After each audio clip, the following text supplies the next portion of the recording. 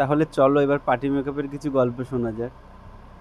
তোমরা যারা বলো যে পার্টি মেকআপ করতে চাও বাজেট 500 টাকা, তাদেরকে বলি, আচ্ছা ম্যাডাম, বলুন তো একটা পার্টি মেকআপ আর একটা রিসেপশন মেকআপের মধ্যে ডিফারেন্স কী থাকে?